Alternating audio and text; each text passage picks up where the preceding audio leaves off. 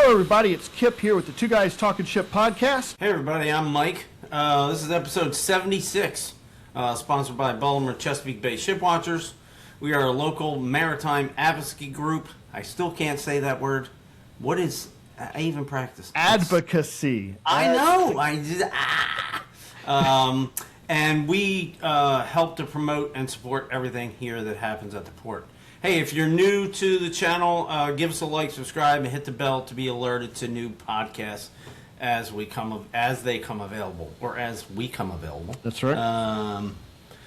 So how you doing, man? It's all right. It's well, there's a lot of back to school things going on. The college is ramping back up, and classes start on the 31st.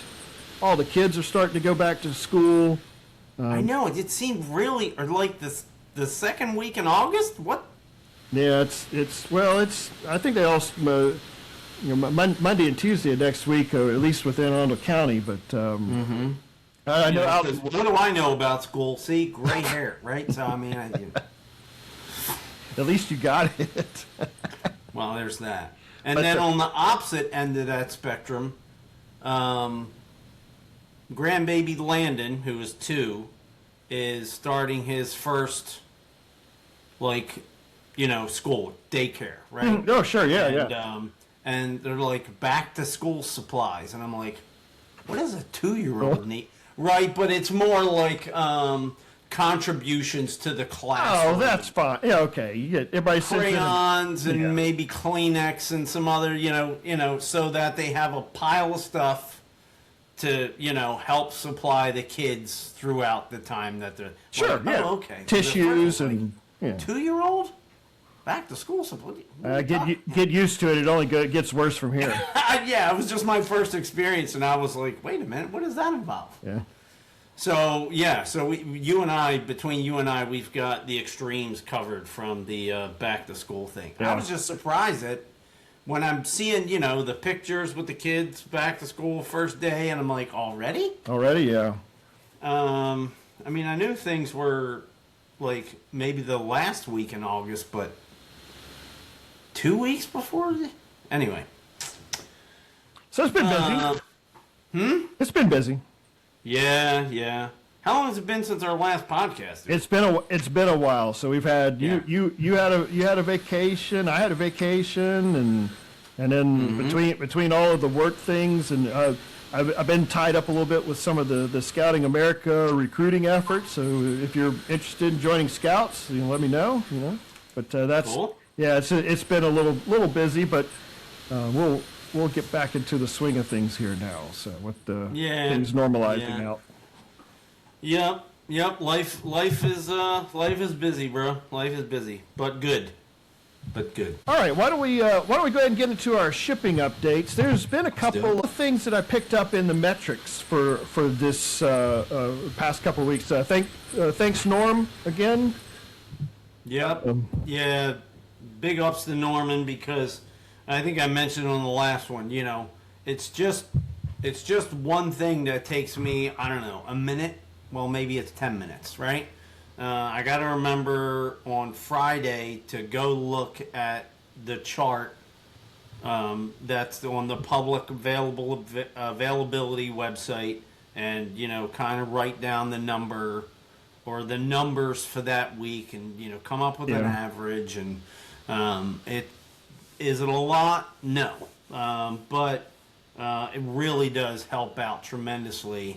That Norm just does this out of the kindness of his heart and chooses to help us out and send us this data every week. Yeah. So it's just, we're all busy, right? So when you have somebody that can take something off your plate, definitely, it's a big help.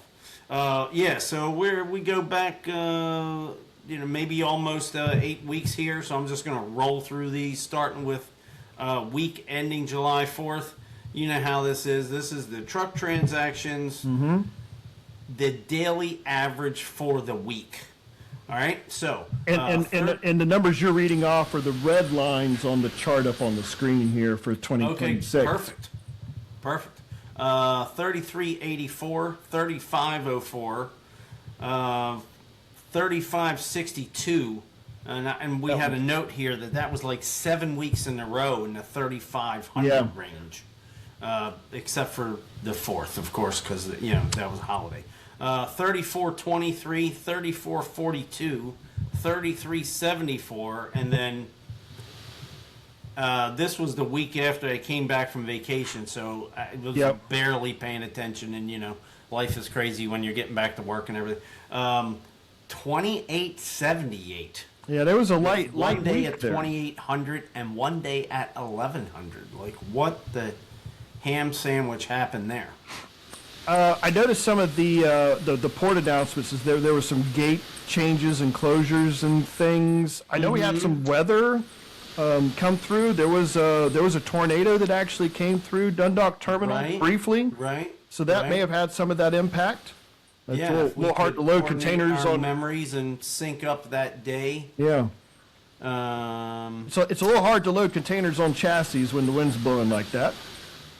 Yeah, and I forget what the number is, and maybe we can get our buddy Eddie, who works at Seagirt, and he comments every once in a while. Maybe he could, Mike at BaltimoreShipWatchers.com, or just send me a Facebook message, dude. What is the wind restriction shutdown? It's something like sustained winds of... I don't know. Well, I think it's above 35. Yeah, I thought it was around the 35, 40 mile an hour mark. Right, and I think there's a metric. In other words, sustained winds for, I don't know. If they have to shut the key bridge down, they probably need to pull everybody out of the cranes at the same time. Right. I didn't mean key bridge. I meant bay bridge. Right. Well, it would have been the key bridge because that's what was right there. Yeah, correct. And then so 2878, and then just this past week, 3737 with one day at over 4,000. Yeah, trying to catch up. So yeah, right from the low week the week before. That does make sense. So I don't feel like doing the math in my head. Yeah, I think that probably will average out but I do see like a slight trend downward with the 26 numbers. Once we got past that 7 weeks in the 3,500 range, it was just like this slight kind of down. So thank you, Kipp, because I'm sitting here looking at like everybody else, and from like week 29, there's a slight downhill there. And I still would like to see an increase, I would like to see an increase, so we're not just splitting this work between two terminals. Right? We're going to have this huge increase in capacity.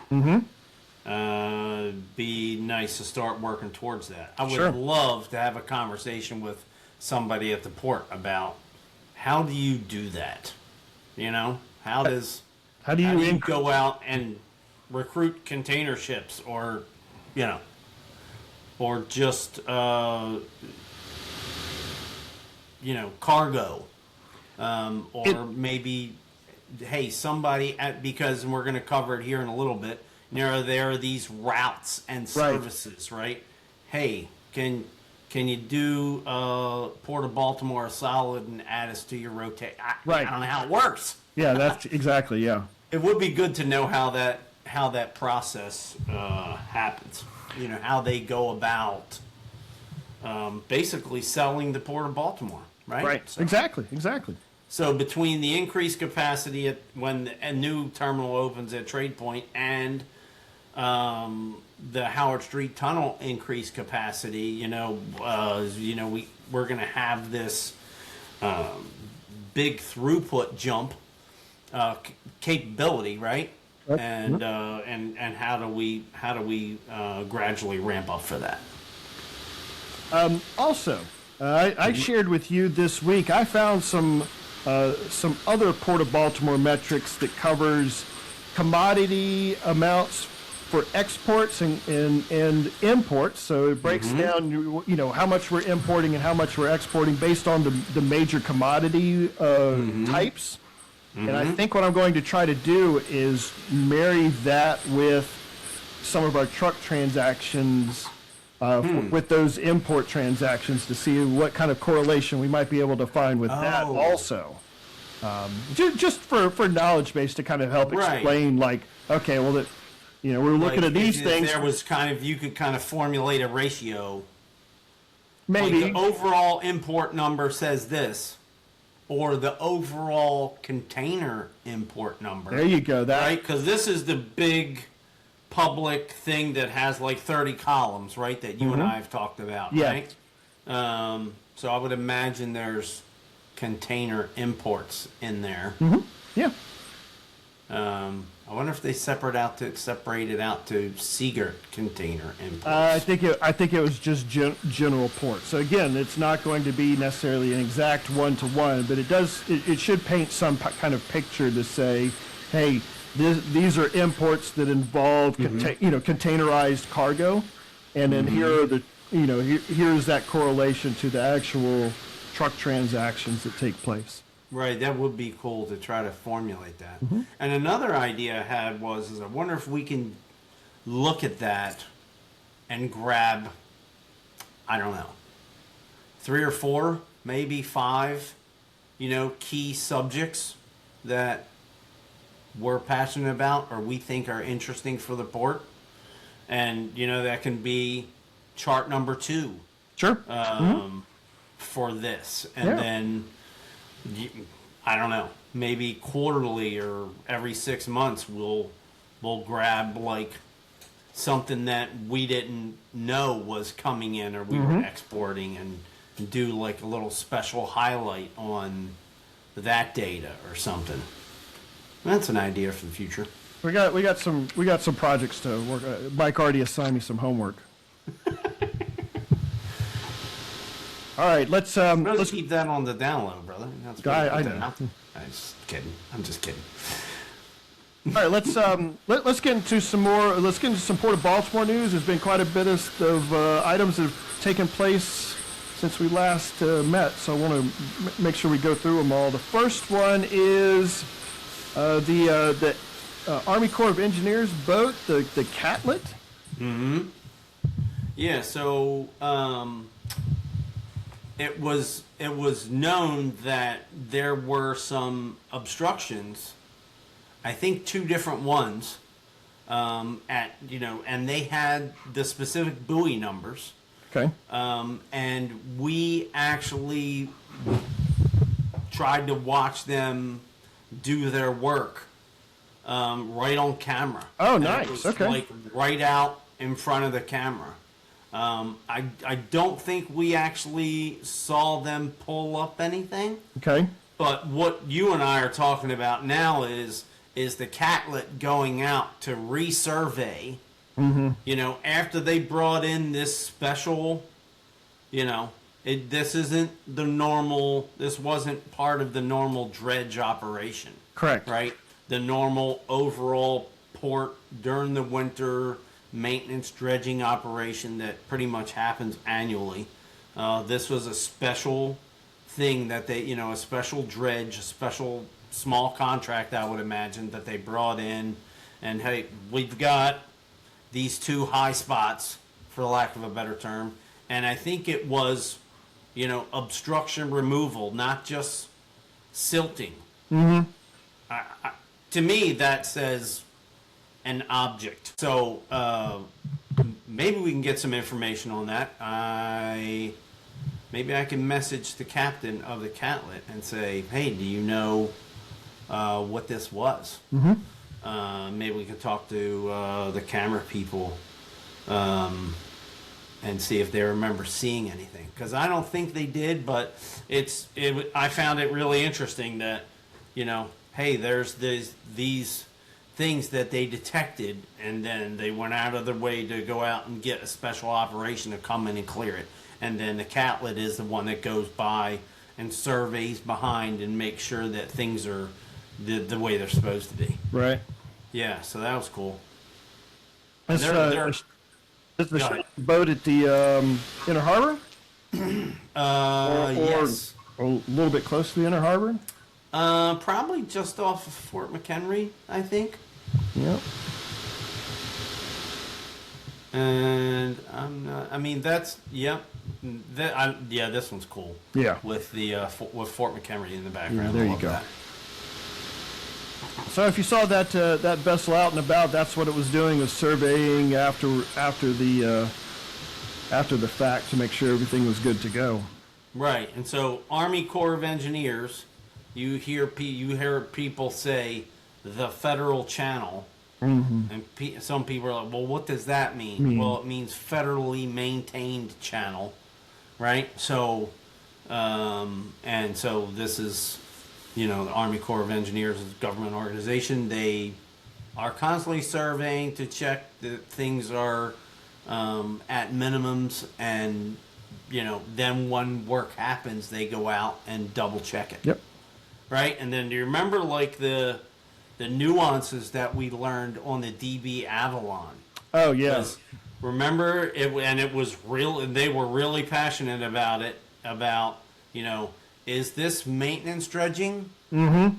And then they could tell by when they pulled it up. Is this is new stuff? This isn't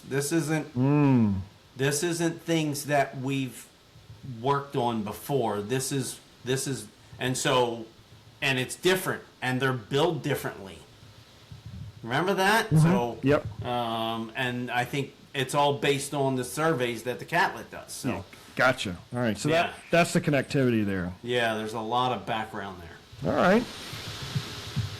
Also, about a weekend, it's been about 3-4 weeks now. Yeah. Funny how it seemed like it was a week ago, right? I know, it felt like Like just a couple life days. is just moving, dude.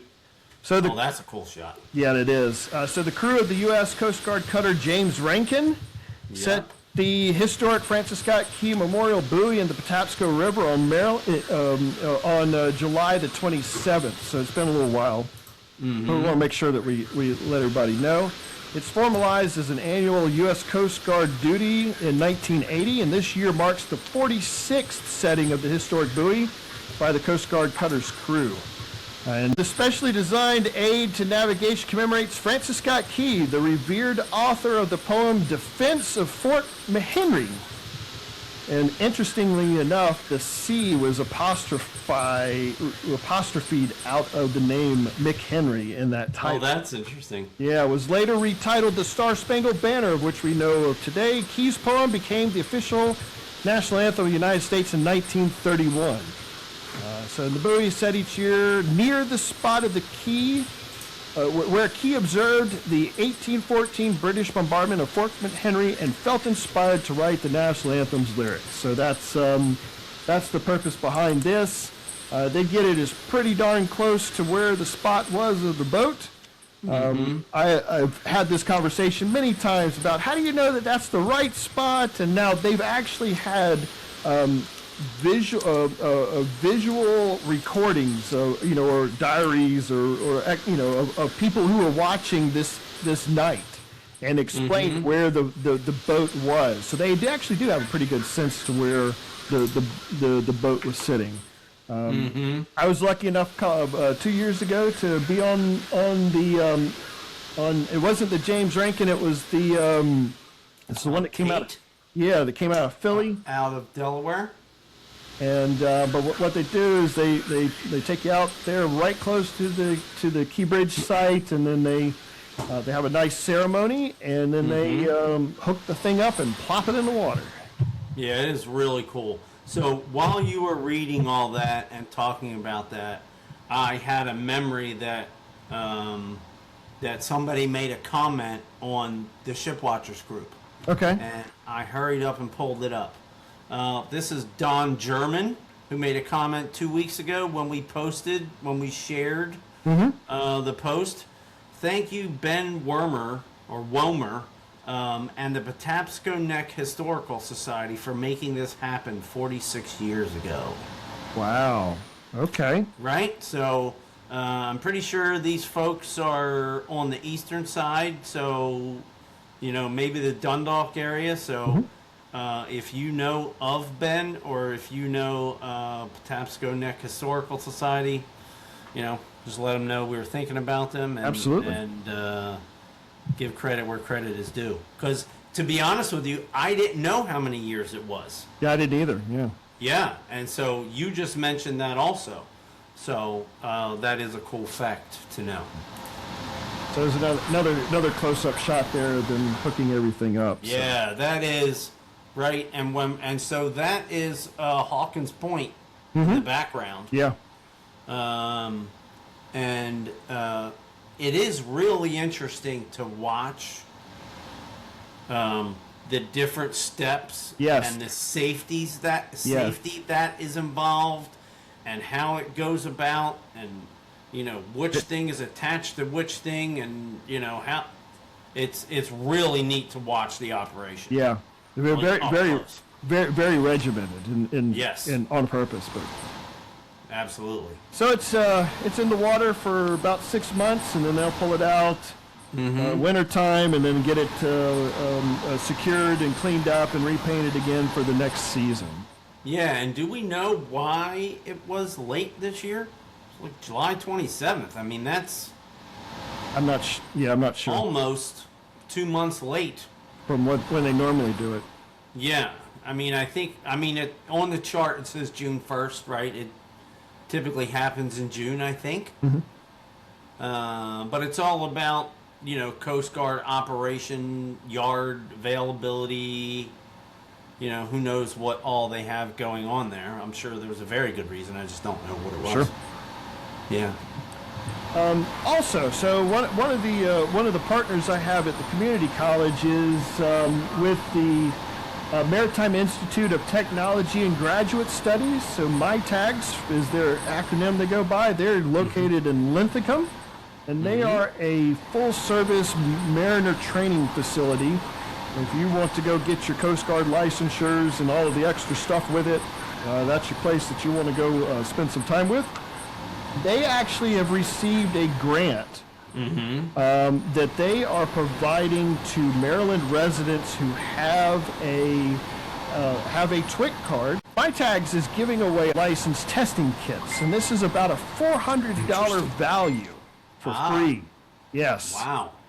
So through a workforce development initiative, eligible Maryland mariners can receive a professional navigation and study kit at no cost to help them to prepare for the U.S. Coast Guard credentialing upgrades. So what is included in it is the Wings and Path basic navigation set, has some rules, protractors, and dividers, 2 navigational triangles, 3 NOAA nautical training charts, the American Practical Navigator, and the U.S. Coast Guard Navigation Rules and Regulations Handbook. So if you are in the process of trying to learn and earn your 100-time captain's license, and you would like to have one of these kits, take a look at the information behind the QR code. So stick your camera up, take a picture of it, and it'll take you to MITAG's website for you to apply for this opportunity. So I think this is a great opportunity for you to get those tools that you need instead of having to go pay for them, and just help you with that whole process of going through that testing and what have you to get your captain's license. Very interesting. And I how my brain works. I'm like, okay, so who was the advocate for this, right? Who thought this was a good idea? Who saw, the need to make this easier for folks, right? Because, do you know what you would have to go through to get all this stuff? Like, can you normally go to MITAGS and just buy it, or are you looking through 10 different sources and ordering it and putting it together yourself? Yeah, no matter what, you're having to pay out of pocket for the things you need to go take the test. Sometimes you have to go and piecemeal it. Oftentimes what happens is they will go and use like older tools, or maybe tools that are not in top calibration, No, you're probably not going up to the MyTags gift shop and buying this. This is a very on-purpose and specialized opportunity to help those to get that. I think part of it was they know that they have mariners going through this course, and at the beginning there's a prerequisite that says you need to bring all these tools in so that you can complete the work. And if that's a barrier for whatever reason, let's not make that a barrier. Absolutely. And, at the same time, I was thinking, even if it was free, and it's not, but even if it was free, having somebody provide a package to you is, takes down a barrier. Yeah, rather than you having to go to 4, 5, 8 places and order all this different stuff. Right, right. Go to one place. That sure makes it a lot easier. So very cool. Yeah. So I told my friends at MyTags I'd help them out with promoting that one. So everybody awesome. knows about that now. So since our podcast is since we haven't been on it like 3 weeks, this isn't out of date, is it? No. It's still good. Still good. Okay, cool. Still good. All right. In Maryland Port Administration news, we're excited to welcome Samantha Biddle as Acting Transportation Secretary. Cool. She previously served as Deputy Transportation Secretary and played a major role in policy and operational matters across MDOT, which includes transit, highways, airport, port, tolling, and motor vehicle services. Acting Secretary Biddle joined the state service in 2014 as a regional planner with the State Highway Administration.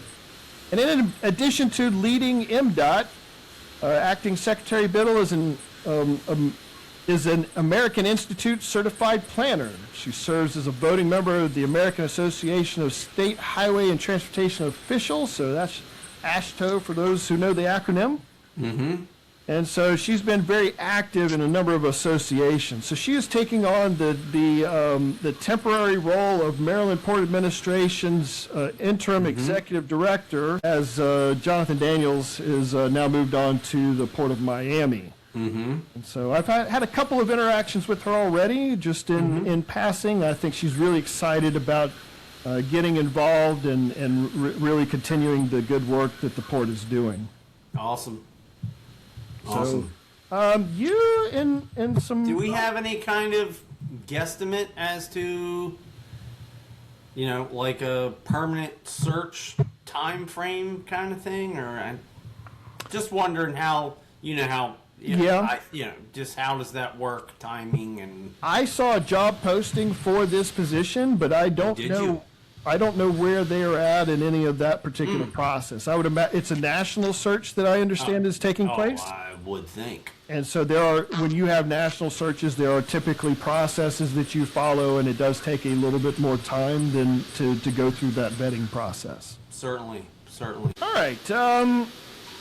You had some information on a defense contractor coming to Tradepoint Atlantic. Yeah, right. So let me just go ahead and read this. Defense contractor Andrew Industries is in advanced talks to build a drone boat manufacturing facility at Tradepoint Atlantic. And I think we already have 2 of those here. We already have 2 different companies making drone boats, for lack of a better term, autonomous. Correct. Not without a person controlling it on the boat. Right. Just to clarify.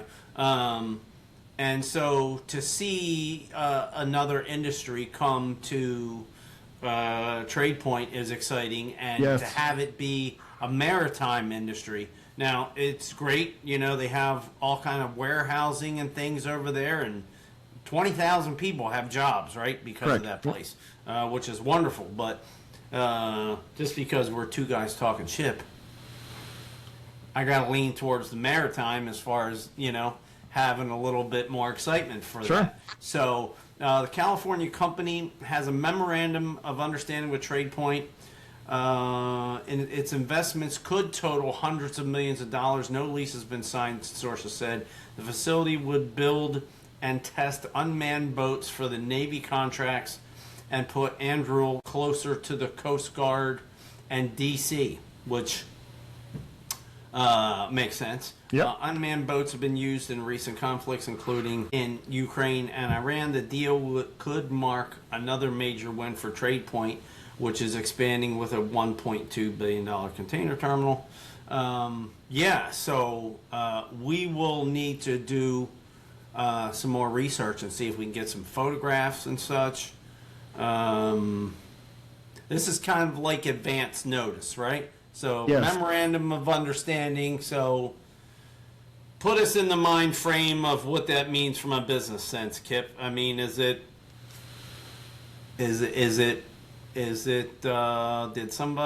like marker on a paper because it's not chiseled in stone yet? I mean, give us an analogy. What would you say? Let's kind of take a look back at what's happening within the industry as a whole. The federal government is really pushing the resurgence of the maritime industry. Mm-hmm. There's a lot of talk back and forth about the Jones Act. We're trying to get back into shipbuilding and ship repair. There's legislation around that.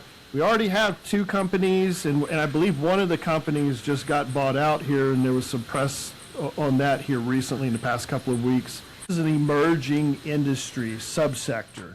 Yes. You're going to have a lot of jockeying of companies and opportunities until we start to see some standardization within the industry, because everybody's got the cool drone boat idea that they're trying to implement and send over to whatever theater is taking place.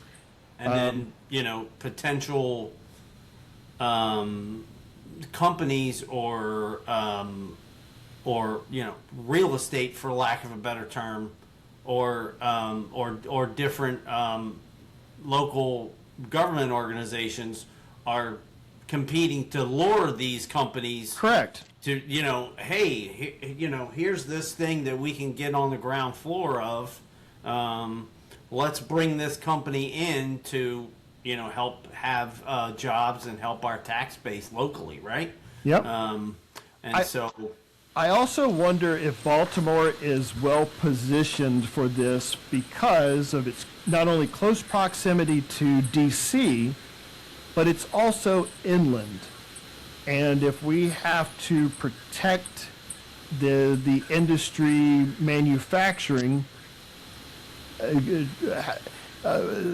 setting up something out on the coast. Not out on the coast is what I'm getting at. Is that you got some protection because of geography, and so I wonder if we have some opportunity to there because of who we are and where we're at. Interesting. Yeah, so we'll have to keep an eye on this as this develops, and I would love to get I can't imagine we're getting a whole bunch of detail before things are actually signed, but right. I mean, if you look at what the product is, it's probably something that they're trying to keep under the wraps a little bit to not be publicly facing. Right. That's a really good point. Yeah. But and I've obviously respect the OPSEC concept. But I do find it fascinating when something like this is moving kind of right across the way from my house. Right. So that makes sense. And it's always a cool thing to me to see when another maritime business goes in a Tradepoint. All right. Unfortunately, we had some tragic news in the port while we were gone. Yes. I don't have any personal knowledge of this, so I'm just reporting it. So this was a couple of weeks ago now. Tragic accident at Dundalk Marine Terminal. Had taken the life of David Dion Smith, 53 years old, and longtime member of ILA Local 333. He leaves behind a wife and 3 children and 2 grandchildren. I did hear it was during a cargo move. I haven't seen any other specifics. I don't know what procedures were involved. I don't know if it was a lift or it was a move. What the specific? I don't know.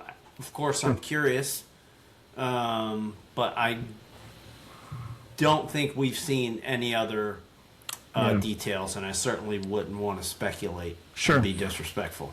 I do want to add that we do have friends at the port that knew David personally and just said how great of a person he was. So, you know, and so I don't want to minimize, but I want to, make it like, David is one of us, right? Yeah. A regular person, right? Living his life, got a wife and 3 children and grandchildren. So he has his whole family unit Yeah. that he's established in his life, right? And so now these people don't have him to look up to, Yeah. right? So it's always tragic when something like this happens. I know. Coming out of it, the ILA has been very supportive. They had some recent opportunities that they passed to help assist those ILA members who may have been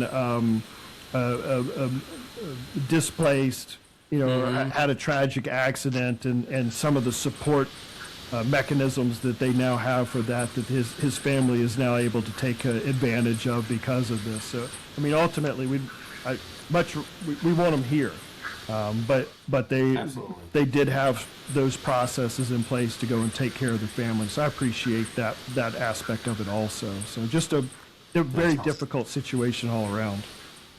Absolutely. Very tragic, but we wanted to at least pay our respects Absolutely. in the podcast to David and his family. Yeah. All right. A couple of other news nuggets here in the port. American Cruise Lines has made some more ships. Yeah, well, and so and they're always making ships. But we did get this announcement, and I'm going to basically read this.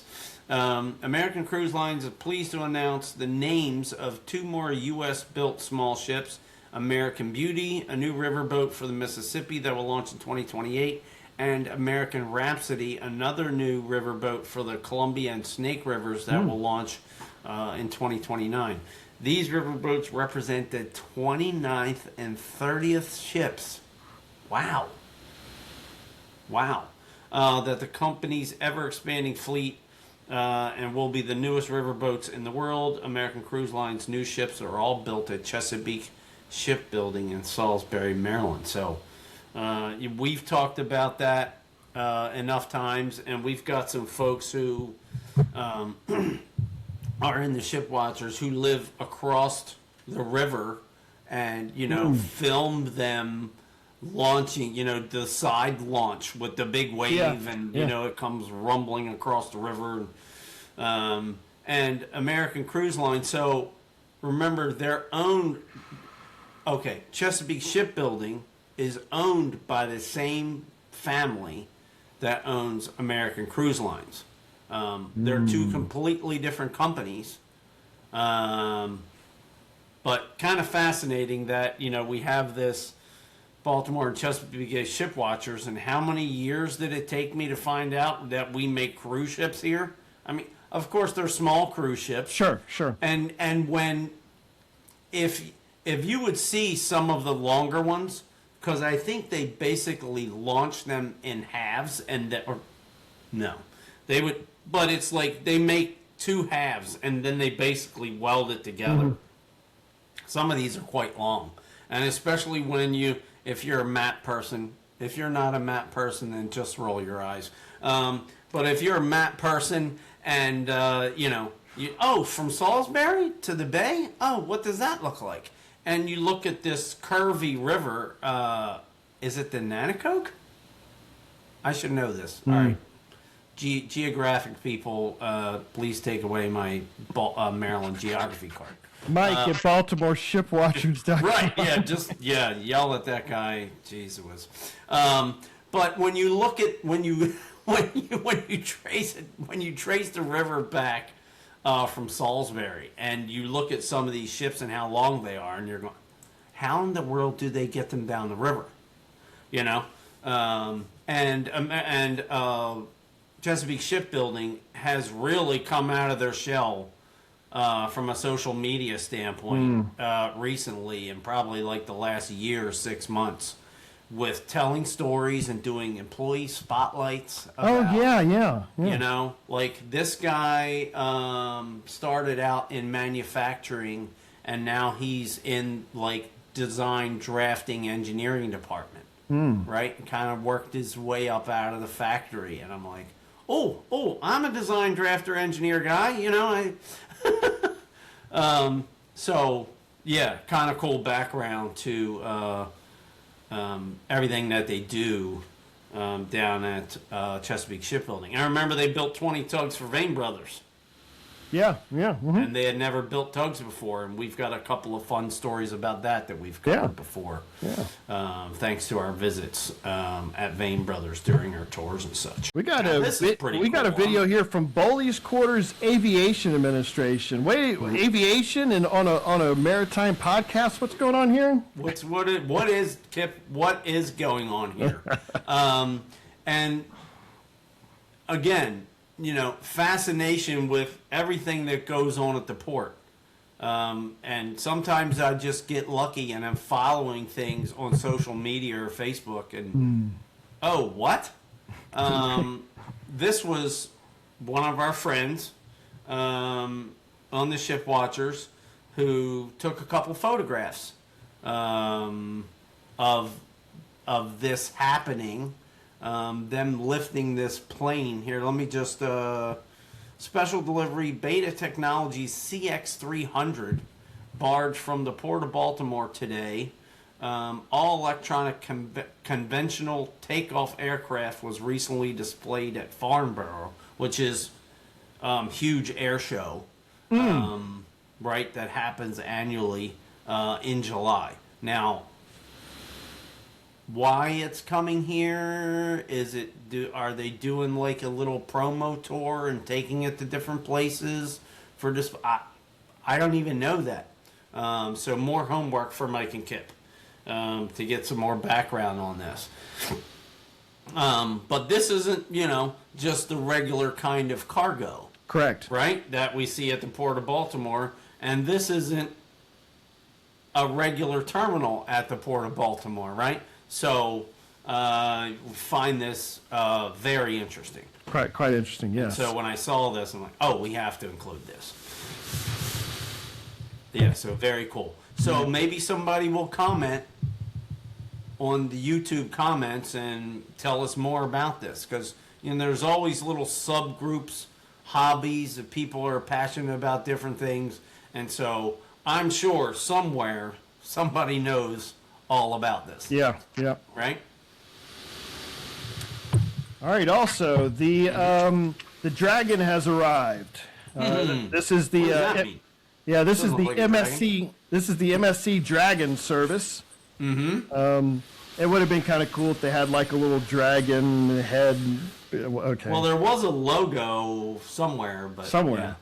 Yeah. All right, so the Port of Baltimore welcomed the MSC Uberty 8. It's the first vessel to visit the Port of Baltimore as part of MSC's Dragon service, connecting Asia, the Mediterranean, and the U.S. East Coast. And the service brings Baltimore to 15 weekly container services, up from 12 in 2024. So I would imagine that with the new terminal, MSC terminal opening up at Tradepoint Atlantic, that this is the starting connectivity for that, and they are coming here first because the route's already been developed. I wouldn't be surprised if it moves on down a little bit south once that terminal becomes operational. Yeah, I had always imagined that, well, if you're bringing your ships, MSC ships in, right? If you're bringing them into your own terminal, that it would be a cheaper operation for you at the terminal that you own, right? You're not paying. I would make that assumption. Sure, yes. Right. So I'm imagining that basically outside of capacity or scheduling issues, that most of the MSC traffic will be at Tradepoint. And so this is a really good point that you just made, because I keep saying, where is the ramp up? When are they going to start bringing in new cargo? I mean, they've got to. I'm confident, I'm certain that they're trying to bring it in ahead of the 2028 opening. Yes. And Kipp just smacked me upside the head with a news story. Mike, here it is. Well, you kind of I saw you gesture when we were going through the metrics. I was like, yeah, the story's coming up. So that, I mean, even that will help open up the capacity at both Dundalk and Seagirt for container ops, and then so it's overall it's good for that. So. Right, and it will be more jobs, right? Absolutely. And so, Mike at BaltimoreShipwatchers.com, if I have no idea what the bleep I'm talking about, because I can imagine even if you split the cargo in half, right? But now it's being done at two different terminals.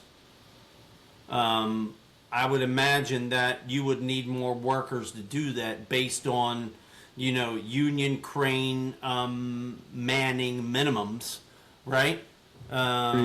Right. So even if they split the cargo between two terminals, you would probably need more jobs right off the top. Right. Yeah, I'm guessing. All right. Also, I was driving through, leaving work the other day in Dundalk, came across a sign that said Defenders Day. So Defenders Day is coming up September the 12th.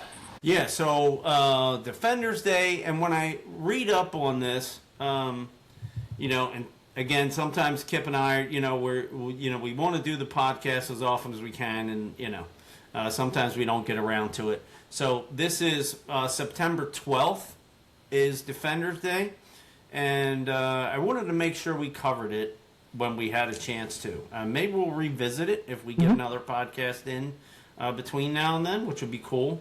But a friend of ours at the port is kind of a trivia expert. And with history and all kinds of cool facts about the city. And so I asked them to do us a write-up. Right? Like, hey, you're passionate about this stuff. I don't want to AI this thing or read it off a website. Can you write us up something? Sure. And so I'm going to read it. So this is kind of cool. And just the backstory of it, I find fascinating. So during the War of 1812 and late August of 1814, the British burnt Washington, D.C., including the Naval Yard and the White House. I think a lot of times we forget a lot of this stuff. It's been a minute. It's been over 200 years, right? One of the prisoners they took to treat their wounded was Dr. Beans. And if you know your stories, then you know this name. Local residents asked Francis Scott Key to negotiate the release of Dr. Beans. And so if you know your story, now you know where I'm going. After D.C., the British Navy sailed north into Chesapeake to attack Baltimore. Key had gotten an agreement for the release of Dr. Beans, but both were held aboard the HM frigate Surprise. That's the name of the ship. I didn't know that we knew the name of the ship that Kipp, I didn't either. That Key was on. Did you know that? I did not. Learned I wonder something if new they today. renamed it that on purpose. You know what? It was just we're going to surprise attack. Let's rename it. More homework, right? Okay. Yeah. Why are we giving ourselves homework? This is dumb.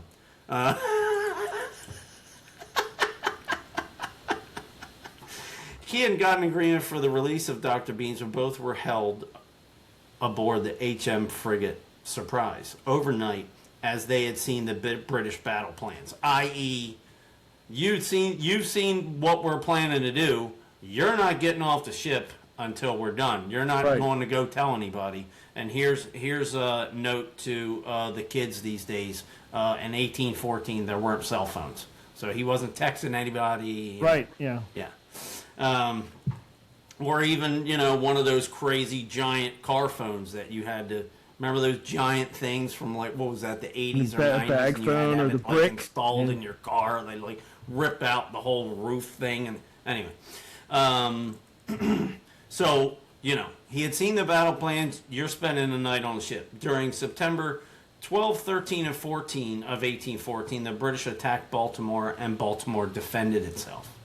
The main areas of battle were North Point, Hampstead Hill, Ferry Branch, and Fort McHenry. From behind the lines aboard the HM Surprise, Key watched the 27-hour bombardment of Fort McHenry and wrote a poem called In Defense of Fort McHenry. It later got renamed the Star Spangled Banner and set to music and was made into our national anthem. Starting in 1815, just 1 year after the battle, so you can imagine you living in a city.